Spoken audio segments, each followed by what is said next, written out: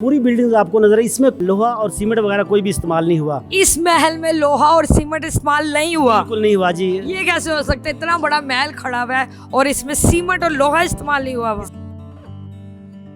MYK news की videos देखने के लिए हमारा चैनल सब्सक्राइब कीजिए और बेल आइकॉन को क्लिक कीजिए ताकि आप हमारी आने वाली वीडियो से बाखबर रह सके।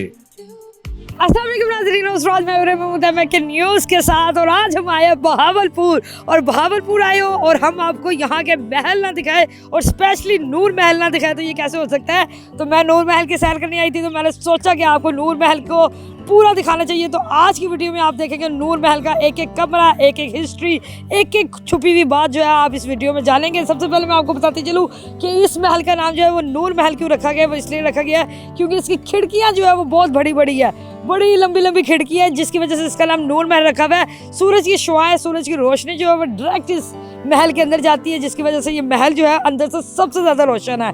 जितने भी बहावलपुर में महल है उन सब में से जो सबसे ज़्यादा रोशन महल है उसका नाम है नूर महल। अंदर जाने से पहले मैं आपको इस तरफ ले जाते चलूँ। जैसे कि आप देख रहे हैं ये नवाबों की जो है वो पार्किंग एरिया में इस वक्त मैं मौजूद हूँ। नवाब साहब जहाँ अपनी गाड़ियाँ पार्क करते थे उसी ज़माने की, उसी दौर की जो गाड़ियाँ हैं ये यहाँ मौजूद है। जी नाज़रीन, जैसा कि आप देख रहे हैं कि ये मेन गेट है नूर महल का। सफदर साहब हमारे साथ है। सफदर साहब जो है वो हमें गाइड करते रहेंगे और आपको नूर महल की सैर करवाते रहेंगे। तो हमारे साथ आ जाए। जैसे कि हम इस वक्त महल के अंदर जो है वो एंटर हो चुके हैं। ये आप समझ लें कि इसका ऑडिटोरियम टाइप कुछ है। इसके बाद हम इस गेट से जब एंटर होते हैं तो ये मेरा कैमरामैन आपको दिखाएंगे कि हमारी बैक पे जो है वो बेंचेस वगैरह लगे हुए हैं, LCD वगैरह लगी हुई है। इसका क्या काम है? इसका काम ये है कि जब यहाँ गेस्ट हमारी तरह आपकी तरह आते हैं तो यहाँ लोगों को बैठाकर ब्रीफ किया जाता है। इस महल के हवाले से इसकी हिस्ट्री बताई जाती है, इसके अंदर क्या स्पेशल चीज़ें वो बताई जाती है। तो यहाँ से जब लोग गाइड कर लिया जाता है तब महल के अंदर का जो है वो सफ़र शुरू होता है। महल के अंदर का सबसे पहले तो ये देखें, बड़े बड़े गेट है, बड़े बड़े गेट है और बड़े बड़े गेट से जो है ये खिड़कियाँ, इन्होंने बड़ी बड़ी खिड़कियाँ जो है वो बनाई हुई है। इसके बाद जब हम ये इस महल के अंदर एंटर हो जाते हैं तो ये रूम, तो इस रूम को कहा जा सकता है कि जहाँ नवाब बैठकर अपने फैसले करते थे, जहाँ वो फरियाद लेकर आते थे लोग जो है वो अपनी मुसीबतें परेशानियाँ लेकर नवाब साहब के पास हाजिर होते थे। तो यहाँ नवाब साहब जो है वो बैठे होते थे। जैसे कि आप देख रहे हैं कि उसी की तरह मिलता जुलता जो है इन्होंने नवाब साहब बैठाए हुए हैं और 2 सिपाही पीछे साथ बैठाए हुए हैं। नवाब साहब जो है वो अब जोड़ के बैठे हुए, हिल नहीं रहे और जो सिपाही है वो उनकी हिफाजत के लिए खड़े हुए हैं और यहाँ बैठकर जो है वो अपने जो रियासत है उसके फैसले वगैरह करते थे। बाकी सफदर साहब जो है वो भी हमें कुछ अच्छी इन्फॉर्मेशन जो इनके बारे में बताएंगे। अस्सलाम वालेकुम। पूरी बिल्डिंग आपको नजर है, इसमें लोहा और सीमेंट वगैरह कोई भी इस्तेमाल नहीं हुआ। इस महल में लोहा और सीमेंट इस्तेमाल नहीं हुआ। बिल्कुल नहीं हुआ जी। ये कैसे हो सकता है? इतना बड़ा महल खड़ा हुआ है और इसमें सीमेंट और लोहा इस्तेमाल नहीं हुआ। इसमें जी ऐसा है कि दाल माश होती है और गवार होता है, चिकनी मिट्टी होती है। ये एक नुस्खा बनता है पहले के ज़माने में सीमेंटेड का। तो ऐसी पाकिस्तान में बहुत सी बिल्डिंग्स हैं जो लाहौर में भी हैं, ये भी हैं। तो उस वक्त यही रिवाज चलता था ना। और लोहे की जगह क्या इस्तेमाल किया? लोहे की सागवान की लकड़ी है जो बर्मा से उस वक्त बनाई गई थी। उस वक्त इस पूरे महल की जो है वो लागत तकरीबन 12 लाख रुपए आई।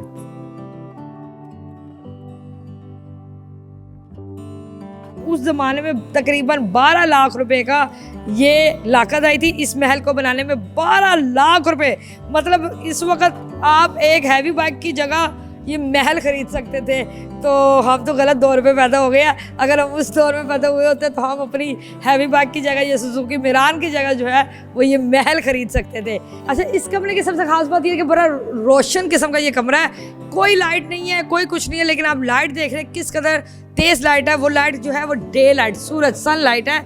इसकी जो खिड़कियाँ वो इतनी लंबी लंबी है कि वहाँ से अंदर जो है वो सूरज की शुआएं आ रही है, जिसकी वजह से ये कमरा जो है इस महल का सबसे रोशन कमरा है। ये कमरा इस महल का सबसे रोशन कमरा है। अगर आप इसकी छत देखें तो बड़ी खूबसूरती से ये छत जो है वो डिज़ाइन की गई है और इतनी लंबी छत है कि मतलब मुझे देखने के लिए पूरी अपनी गर्दन जो है वो ऊपर करनी पड़ी है। बहुत ऊंचाई है। अच्छा सफदर साहब, मुझे बताइएगा कि ये इतनी ऊंची छत का क्या मकसद है? ये एक तो हवाएं गुजरती हैं इसमें से, फिर रोशनी के लिए, चूँकि उस वक्त बिजली का सिस्टम ऐसा खास नहीं था, इनके खुसूसी जनरेटर तो थे, तो इसलिए इसको जो है ना रोशन रखा गया।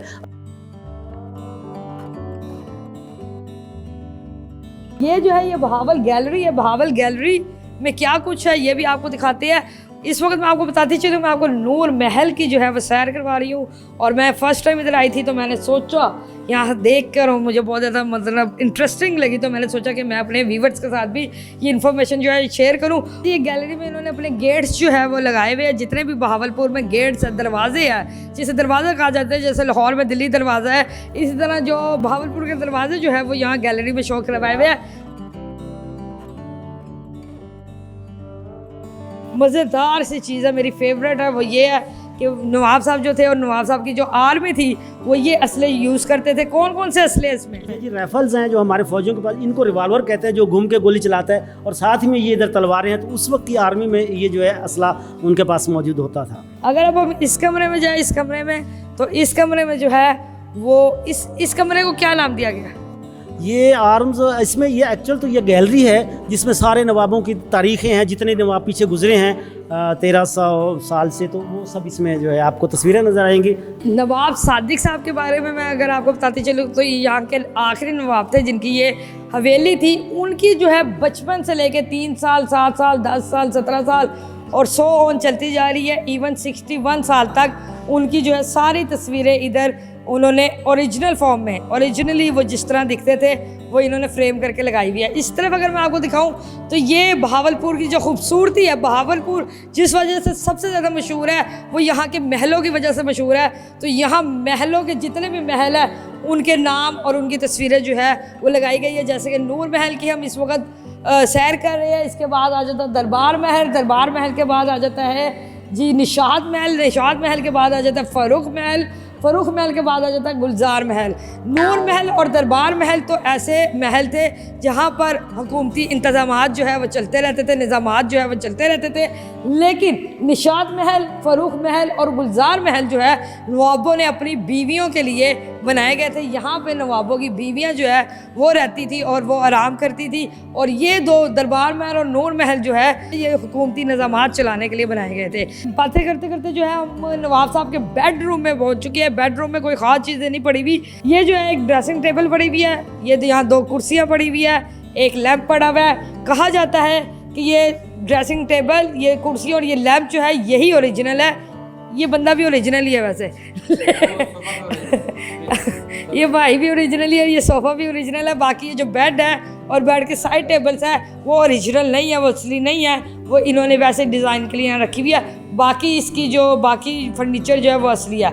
अगर अब हम आपको इस तरफ लेकर जाएँ तो यहाँ जो है बड़े मज़े की चीज़ है, मेरी फेवरेट चीज़ है। फेवरेट चीज़ क्या है? यहाँ है एक स्नूकर टेबल। जी बिल्कुल। ये तस्वीर जो है, ये तस्वीर क्यों लगाई गई? ये तस्वीर इसलिए लगाई गई है क्योंकि हमारे जो कायदे आज़म है, हमारे जो बानी कायदे आज़म है, वो नवाब साहब के साथ इसी कमरे में इसी तरह जो है वो स्नूकर खेला करते थे। तो ये उनकी इसी कमरे में स्नूकर खेलते हुए की तस्वीर है जो इस कमरे में लगाई गई है, इस कमरे की शान को बढ़ाने के लिए। यहाँ भी बड़ी कीमती किस्म की चीज़ें हैं, जैसे कि आप देख रहे हैं कि हमारे पीछे जो है पूरे वार्डरोब्स है और सारी एसेसरीज वगैरह है। वार्डरोब्स में नवाब साहब के ओरिजिनल वार्डरोब जो है वो ये कोट मौजूद है, ये हुक्का मौजूद है, बेल्ट मौजूद है। इसके बाद अगर हम बाहर की तरफ जाएँ तो ये गैलरी आ जाती है, टेरेस आ जाता है। टेरेस में जो है जारी बात है नवाबजादे नवाबजादियाँ जो है यहाँ टहलते होंगे, बातें करते होंगे और हंसते खेलते होंगे। तो ये थी नूर महल की छोटी सी सैर, और मैंने ज़रूरी समझा कि ये इन्फॉर्मेशन आपको देनी चाहिए क्योंकि बहुत सारे लोग ऐसे जो इतनी दूर दराज का सफ़र तय करके बहावलपुर नहीं आ सकते। तो एटलीस्ट अगर हम आए तो हम आपकी नुमाइंदगी करें, हम आए तो हम आपको भी दिखाएं कि नूर महल किस तरह का है और नूर महल जो है वो बहावलपुर की किस तरह शान जो है वो बढ़ा रहा है। तो उम्मीद आपको ये वीडियो पसंद आई होगी। अगली दफ़ा मिलेंगे किसी नई वीडियो के साथ, तब तक अपना ख्याल रखिएगा, दुआ में याद रखिएगा। अल्लाह हाफ़िज़।